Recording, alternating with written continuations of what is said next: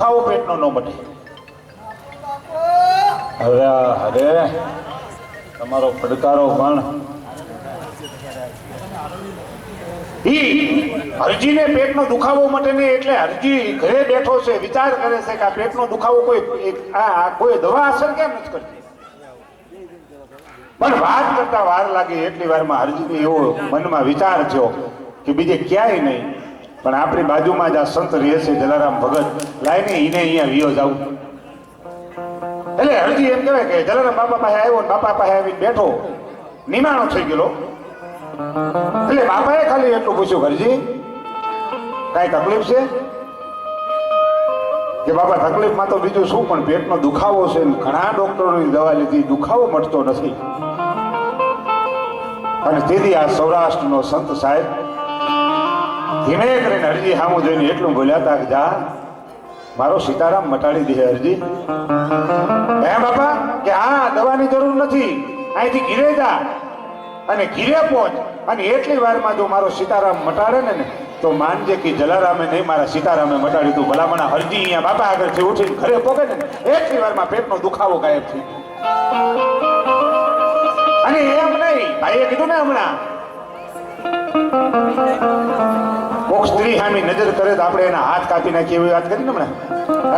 પણ આ કેવો અલગારી સંત છે સાહેબ, એક નહીં. અને આને એટલું નહીં, 2000 ને સાલથી તો સાહેબ વિચાર કરો, 2000 ની સાલથી તો અહીંયા ફંડ લેવાનું બંધ કરી દીધું, દાન લેવાનું નહીં. એનું કારણ છે અહીંયા દાન નથી લેવાતું ને, એનું કારણ બીજું કાંઈ નહીં બાપ, પણ એક સમરથ સંત આવેલા જલારામ બાપાનું એમ કહેવાય સદાવ્રત ચાલુ. અને એમાં એક સંત આવ્યા ભગવાન રાઘવની મૂર્તિ લઈ, છબી લાવેલા પ્રતિમા ભગવાન રામની, અને પ્રતિમા લઈને આવ્યા. જલારામ બાપાને હાથો હાથ આપીને એટલું કીધું કે ભગત હાલો, થોડા દિવસમાં હનુમાનજી તમારી મુલાકાત કરશે. તમે વિચાર તો કરો કેવું ભજન હશે સાહેબ. હે, થોડા દિવસમાં હનુમાનજી તમારી મુલાકાત કરશે. જલારામ બાપાએ એ પ્રતિમાને લીધી, પ્રતિમાને લઈને પોતાને એમ કહેવાય ઓરડાની માલપા મૂકી. પણ જે ઓરડાની માલપા અનાજ મુકાતું હતું, જે ઓરડાની માલપા કોઠાર હતો, અને એક દી અડધેક રાતનું ટાણું થયો અને સપનું આવ્યું કે ભગત હું અહીંયા છું, અહીંયાથી મને બારો કાઢ. હે, હું અહીંયા બેઠો છું, અહીંયાથી મને બારો કાઢ. અને ઈ ઓરડાની માલપા, જે ઓરડાની માલપા આજ અનાજ નથી ખૂટતું એનું કારણ સાહેબ આ છે. આજ વીરપુરની માલપા એમ કહેવાય કે સદાવ્રતની માલપા ક્યાંય ઉણપ નથી આવતી, એનું કારણ છે કે એ જ ઓરડાની માલપાથી જે સાધુ, જે સમરથ સંત રામની એમ કહેવાય પ્રતિમા આપીને ગયા હતા, અને એને એટલું કીધું કે હનુમાનજી થોડા દિવસમાં તારી મુલાકાત કરશે. એ જલારામ બાપાને સપને આવીને એટલું કીધું ભગત હું અહીં બેઠો છું, મને બારો કાઢ. એ સાહેબ અહીંયા ખોજ્યું તો એકલા હનુમાનજી નહીં, લક્ષ્મણ, જાનકી અને હનુમાન ત્રણેયની મૂર્તિ નીકળીને જે અનાજ રાખતા હતા એ ઓરડાની માલપાથી નીકળી. આજની તારીખમાં મારો બાપ અહીંયા એક અનાજનો દાણો નથી ખૂટતો. તમે વિચાર તો કરો ભાઈ, હમણાં કીધું નથી મફતમાં મળતા.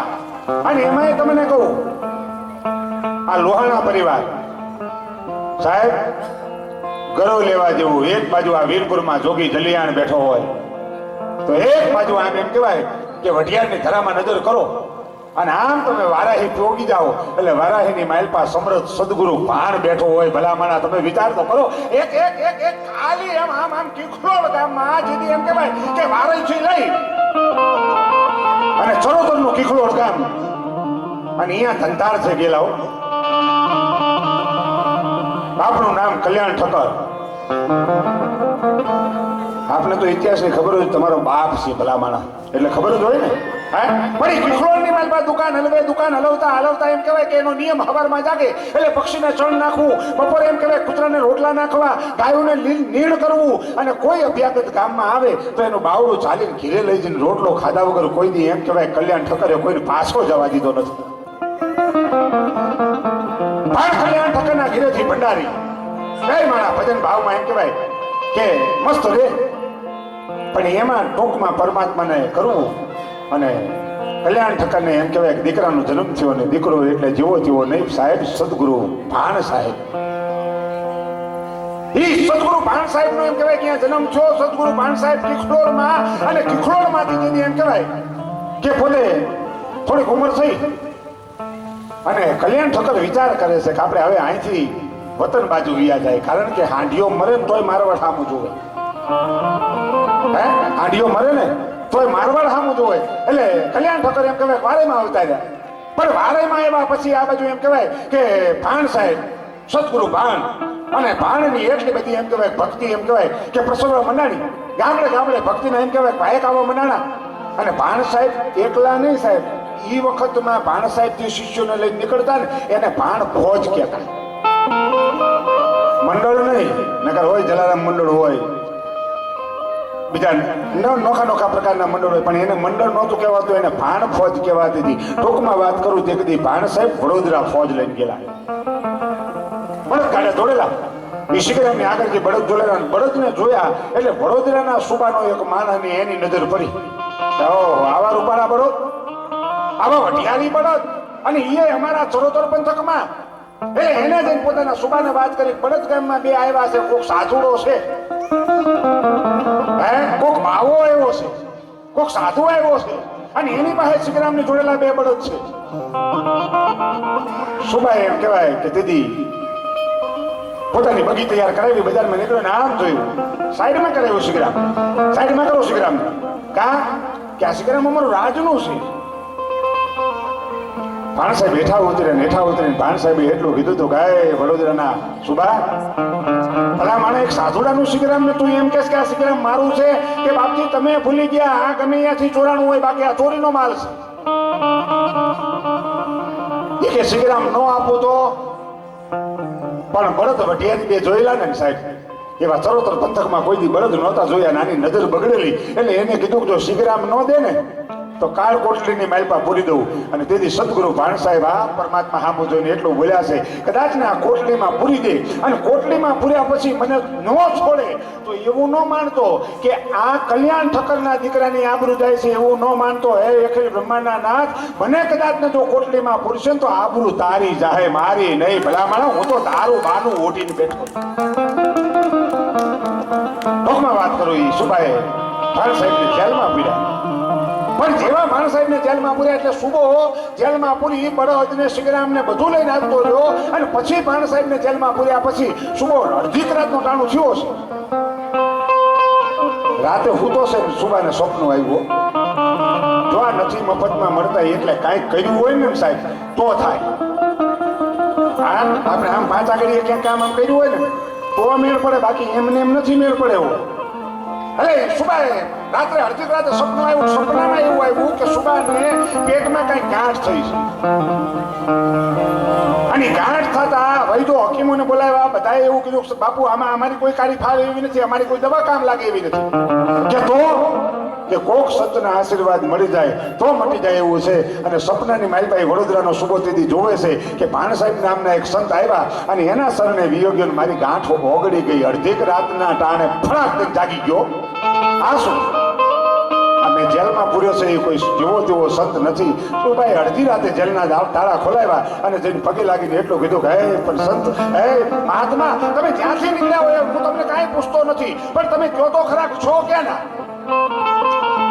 અને દીદી સાહેબી સદગુરુ ભાણ સાહેબ એવું કહે છે કે હું વારે પંથકમાંથી આવું છું, મારું મૂળ ગામ વારે છે, અને વારેથી નીકળ્યો છું, અહીંયા સત્સંગ કરવા માટે આવ્યા છીએ. અને સાહેબ જો આ સંતને સંતપણા નથી મફતમાં મળતા એની વાત દીદી સુબાએ ચમર છતરી અને વડોદરા ગાયકવાડને જે દુસાલો ઉડાડે એ દુસાલો ભાણ સાહેબને આપ્યો. આજની તારીખમાં વારીની જગ્યાની માલપા જાઓ એટલે ચમર છતરી અને દુસાલો બે હાજર છે. ભલામણ એમને એમ નથી મફતમાં મળતા, એના મૂળ ચૂકવવા પડતા. આના માટે કંઈક કરી છૂટવું પડે. હા, અને તમને બીજી ચોખવટ કરું કે એટલું નહીં, પણ ગુરુ છે ને, આપણો ગુરુ છે, આપણે આપણાને ગુરુ માનીએ છીએ, હે તો એના પગલે પગલે હાલવું પડે ને. નકર હમણાં 25-30 શિષ્યોને ભેગા કરીને રાતે ગુરુ સત્સંગ કરતા હતા. એમાં 12:30 એક શિષ્ય ઉભો થયો કે ગુરુજી મેરે કો ઘર जाना पड़ेगा. बापू क्या अभी सत्संग चालू है, नहीं जाना, बैठ जाए कि नहीं, પછી रात को मोड़ा होता है तो हवर में डखा होता है. हाँ, हवर में चा मांगते हैं तो चिपिया होता है, भाखरी मांगते हैं तो हांसी आती है, रात को रखड़ता है, हवर में चा भाखरी मांगता है. ગુરુજી બહુ સમજાય, માયનો નહીં. એટલે પછી બાપુએ કીધું તો પછી નીકળ ભાઈ. એટલે આશ્રમમાંથી નીકળી ગયો પણ બહાર નીકળ્યો એટલે અંધશ્રદ્ધામાં માનવા વાળો સગન અપસગનમાં માને ગધેડો ઊંચી ડોક કરીને ભોંકતું હતું અપસગન થયા પાછો આવ્યો આશ્રમમાં દાખલ છો બાપુએ પૂછ્યું બચ્ચા ક્यों वापस आया तो कि बापू मैं जाता था बीच में गद्दा भोंका मेरे को अपशकुन हुआ मैं पासा आया बापू फिर बे झापट नाखी बोलो कि बापू मेरा वाक नहीं है मारते क्यों हो तो कि साला गधे का मानता है और गुरु का नहीं मानता आ तो एनु मागे माने ने साहेब एना થઈ જવાય છે નકર ભલા માણા તમે વિચાર તો કરો કે પોતાની પત્ની હે ઈ સદાવ્રતની માલપા એક સાધુડો આવે એક બાવલીઓ આવે જમવા બેહે આમ કરીને આમ ત્યાં પીરસાય કે હું જમી શકતો નથી કા મારા મોઢામાં દાંત નથી ભલા માણા સવાય નહીં મારાથી તો બાપજી તમારી હારું કઈ પ્રવાહીની વ્યવસ્થા કરીએ કે ઈ તો બધું બરોબર છે બધી વ્યવસ્થા કરી દે ભગત તું કે આ બાપુ તમે કયો બધી વ્યવસ્થા કરી દો બીજી કોઈ વ્યવસ્થા કરવાની નથી ઉંમર થઈ ગઈ છે સેવા કરવા વાળું કોઈ નથી હે ઉંમર થઈ ગઈ છે ખાલી સેવા કરવા વાળું કોઈ નથી તો કે બાપુ સેવા કરવા વાળો માણસ દો માણસ નહીં કે તો કે તારી પત્ની હે તારી પત્ની અને દીદી જલારામ બાપાએ આમ મનોમન સેજ વિચાર કરીને એટલું કીધું લાઈન ભંડારીને પૂછી તો જોઉં હે ઓરડામાં ગયા થઈને પૂછ્યું ખાલી એટલું કે એક સાધુડો આવ્યો છે તમારી માગણી કરે છે ભંડારી તો તેમાં વિચારવાનું શું હોય મારી માથે તમારો એકનો જ હક છે તમને ફાવે એમ બાવડું પકડીને સાહેબ આપી દીધી 14 ભુવનનો અધિપતિ સાધુના વેશે આવ્યો તો ને એ ધ્રુજવા મંડાણો કા સૌરાષ્ટ્રની ધરતીને આવો સાધુડો ઈ થાર થાર થાર થાર થાર થાર દેખાનો ધ્રુજવા મંડાણો હાલ તો થયો પણ પછી વિચાર કર્યો કે આને વૈકુંઠમાં ક્યાં લઈ જવું હારે જોડી અને દંડો હાથમાં આપી અને સાહેબ તેથી વીરબાઈ માને સાધુડાએ એટલું કીધું હતું કે માં આ જોડી અને દંડો હાથમાં રાખો આ તમે હું ન આવું ને ત્યાં સુધી પકડી રાખો મને લઘુ શંકા લાગી છે હું જાતો આવું છું વીરબાઈ માં જોડીને દંડો પકડીને ઉભા રહ્યા એમ કહેવાય કે અડધો કલાક 2 કલાક હાજનું ટાણું છું એટલે સાધુ નો આવ્યા એટલે વીરબાઈ માં પાછા વીરબાઈમાં જેવા મંદિરમાં પાછા એમ કહેવાય કે પોતાના આશ્રમની માલપા જેવા દાખલ થાય જોજો આ સંતની પરાકાષ્ઠા આમ જોયું કા કેમ પાછા આવ્યા ભંડારી મેં તમને સાધુને દઈ દીધા તમે પાછા કેમ આવ્યા અને દીદી સાહેબ આકાશવાણી થઈ હતી ભગત તારી માથે હું ઓળખોળ છું કોઈ સાધુડો નતો હું તો 14 ભુવનનો અધિપતિ હતો અને આ જોડી અને દંડો તને પ્રસાદીમાં આપું છું સાહેબ ઈ જોડી દંડો આજની તારીખમાં વીરપુરમાં ડિસ્પ્લેમાં પડ્યો છે આપણે જઈ અહીંયા દર્શન કરી તમે વિચાર તો કરો કે 14 ભુવનના અધિપતિને જો મુઠ્ઠીઓ વાળીને અહીંયાથી ભાગવું પડ્યું હોય તો ખાલી મારે તમારે એટલો જ વિચાર કરવો પડે કે એનું ભજન કેવું હશે એની ભક્તિ કેવી હશે એની ભક્તિ કેવી હશે કે 14 ભુવનના અધિપતિને મુઠ્ઠીઓ વાળીને ભાગવું પડ્યું હોય પણ એની સાથોસાથ એને જેટલા માને છે આજ એવું નહીં કે જલારામ બાપાને ખાલી લોહાણા પરિવાર જ માને 18 વરણ માને છે હિન્દુ મુસલમાન બધાય જલારામ બાપાને માને છે પણ એવા જોગી જલિયાણના છે અને ખરેખર તો આજ સેલ્યુટ મારવો પડે મેં તો આજ ભાઈ અમારા વાસુભાઈ ને શામજીભાઈ અમે હમણાં આવ્યા ને પ્રસાદ લેતા હતા સેવડો શાકભાજી સુધાર હતો ખાલી મોટામાંથી એટલું નીકળ્યું કે મેં કીધું આ શેની વ્યવસ્થા થાય છે કે આ છે કાલ બપોરનું છે આ ખાલી લોહાણા પરિવાર પૂરતું છે પણ કાલ હાંજનો જે ભંડારો રહ્યો ને ગામ સમસ્ત એટલે સાહેબ કદાચ ને 2 ઘર હોય તે ગામ સમસ્ત 500 ઘર હોય તે ગામ સમસ્ત પણ વિરંગામ જેવડું તાલુકાનું મથક અને ઈ જો આખું એમ કહેવાય કે એમ કહેતા હોય કે હાગમટે જેટલા આવે એટલા દાનાથી મોટી જલારામ બાપાની કૃપા ભાઈ હોઈ શકે ભલામણા 5 મહેમાન ઘરે આવે તો આપણે ખીચડી કઢી નો જ ખવડાવી શકતા 5 મહેમાન આવે તેની વ્યવસ્થા કરવી પડે કદાચ ને દીકરીના લગ્ન લીધા હોય અને જાન આવે 150 માણસની જાન આવવાની હોય તો એની આપણે 6 મહિના આગળ વ્યવસ્થા કરવી પડે છે આ તો આખા વિરંગામ ગામને એમ કહી દે આખું ગામ તમારા બંધ જેટલા હોય એટલા હાલે આવજો તો સાહેબી મારું તમારું ગજું નથી ઈ તો ઈ ભલામણા પાઘડી વાળો અહીંયા આવીને બેહી જાય વાડીની માલપા અને ઈ કહે હું બેઠો છું ભલામણા ક્યાં તમે એસ્ટિમેટ આમાં એસ્ટિમેટ ન લગાડીએ કે વીરપુરની માલપા સદાવ્રત હાલે છે એમાં આપણે એસ્ટિમેટ કરીએ કે આટલા માણસ જમવા આવશે તમે નક્કી ન કરી શકો કે આમાં 200 જણા જ આવશે 500 જણા આવશે પણ આની માલપા તો એની કૃપા થઈ જાય ને અને કૃપા થાય તો જ મેળ પડે એવું છો આજનો પ્રોગ્રામ મને આપેલો હતો, મારે કેન્સલ કરવાનો હતો. આ જો એની કૃપા. બેસતા વર્ષના દિવસે મારા નાના ભાઈનું એક્સિડન્ટ થયું અને બોટાદ હોસ્પિટલમાં એડમિટ કરવામાં આવ્યો. આ જડબાનો આખો ભાગની સર્જરી, એટલે લગભગ 2.5 થી 3 કલાક હાલી સર્જરી. એટલે મેં મનોમને પરમ દિવસે જ ઓપરેશન કર્યું. મેં મનોમને એવું ન કહ્યું, રજા તો આપણા નાક દેવાની નથી. એટલે હું વિરમગામ ફોન કરીને કહી દઈશ કે મારે નહીં અવાય. એક બાજુ ઈએ કીધું અને એક બાજુ જોગી જલિયાણને કીધું કે તારી ભલા માણે એમ કહેવાય કે જયંતિ હોય, હે, અને આ લોકોએ મને તારીખ આપી હોય, મારે તારા ગુણગાન ગાવા આવવાનું છે. કાલ સાંજે રજા આપી દીધી અને આજ તમારા બધાની વચમાં આવી બેઠો. સાહેબ નહીં કરે, આ બને નહીં, શક્ય નથી. કારણ કે એની માટે શ્રદ્ધા. જો હૈયાના ભાવથી કરો જો આંકલો તો ઢીંગલો ચીથરા તણો ધૂણે. ઢીંગલો ચીથરાનો મૂકો આગળ, પણ હૈયાના ભાવથી આંકલો થાય ને તો બાકી અહીંથી નહીં. હા, બાપા કહે છે કે કાયમ માંગવા આવે છે, કોક દી ખાલી મળવા તો આવે. માંગવા તો તું કાયમ આવે છે, પણ કોક દી મળવા આવે. અને મળવા આવે ને જો તારા કામ પૂરા ન કરી દો ને તો હું જોગી જલિયાણ નહીં. ભલા માણસ વિચાર તો કરો, વિદેશની ધરતીની દીકરીઓને અડધી રાતે એમ કહેવાય બાવડું ચાલીને લઈ જતો હોય. હે, વિદેશની ધરતીમાંથી આવી છે, જેને વીરપુર જોયું નથી, જેને ગુજરાત જોયું નથી, અને ઈ અહીંયાથી એકલી નીકળી હોય. સાહેબ માનતા રાખેલી કે અમારા જે પૈસા નથી મળતા, જે પૈસા હલવાના છે, એ પૈસા મળી જાય. હું બાપાના દર્શન કરવા અમારા પરિવારમાંથી એક જણ આવશું. ઘરમાંથી કોઈ નવરું નહોતું, દીકરી એકલી નીકળી. સાહેબ એ અડધી રાતના ટાણે વીરપુરના બસ સ્ટેન્ડ માંથી ઉતરી અને અહીંયાથી રિક્ષામાં બેહવાની તૈયારી કરે. હવે આ ઇંગ્લિશ બોલે. રિક્ષાવાળા વિચાર કર્યો કે જાણી બાઈ સલાઈને બેહાડ લઉં. એના મનમાં જે કુવિચાર આવ્યો હોય, પણ આમ રિક્ષામાં બેહવા જાય ન જાય. ઈ પેલા તો એક વડીલે આવીને બાવડું ચાલીને એટલું કીધું, બેટા એમાં નહીં, કે આમાં નહીં. એટલું કીધું તું દીકરી, મારે જલારામ મંદિર જાવ છે, તારે જલારામ મંદિર જાવ છે ને? કે હા, કે હાલ સામે રહ્યું જલારામ મંદિર. આમ દેખાયું. દીકરી જલારામ મંદિરમાં ભાઈ ગઈ, રૂમ મળી ગયો, હોઈ ગઈ. સવારમાં જાગી, જે કઈ માનતા હતી બધી તૈયારી કરી, થાળ લઈને આવી. પણ આ મંદિરના પગથિયા જ્યાં કાટ ચડી. અને આજની તારીખમાં જે જલારામ મંદિરમાં ફોટો છે, ઓરિજિનલ ફોટો, બાપાને શરીર શાંત પડ્યું એને 1 વર્ષ પહેલા પાડેલો. આજ નિજ મંદિરમાં જે ફોટો છે ને, બાપાનું શરીર શાંત પડ્યું એને 1 વર્ષ પહેલા પાડેલો ફોટો. એ ફોટા સામે આવીને ઊભી રહેતા ખાલી એટલું બોલી, ટ્રસ્ટીઓ ભેળા છે, વિદેશમાંથી આવી છે, એટલે માણસો બધા ભેળા હતા. એટલે ખાલી એટલું કીધું, મારે જેન્ટલમેનને મળવું છે. કારણ કે વિદેશની ધરતીમાંથી તે આવી, તેને બાપા ખબર નહોતી. ખાલી એટલું જ બોલી, મારે જેન્ટલમેનને મળવું છે.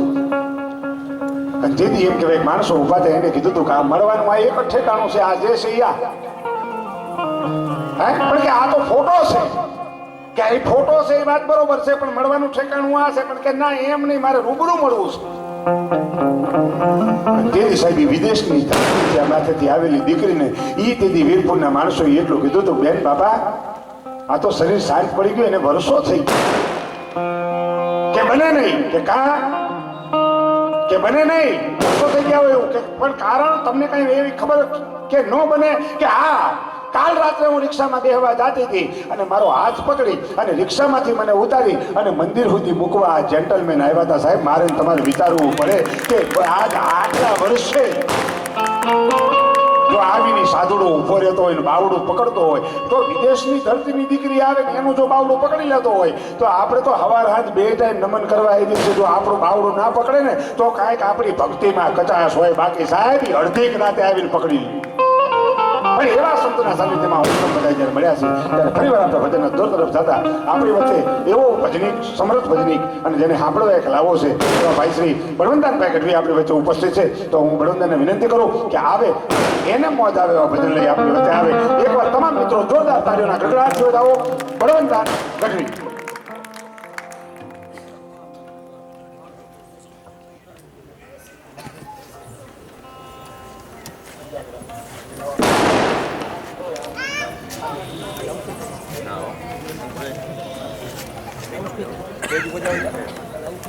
તમે આપેલો હજુ તો પડે તમારા હાથું જે લાવું લેતા હોય ને ઊભું ના થવું પડે.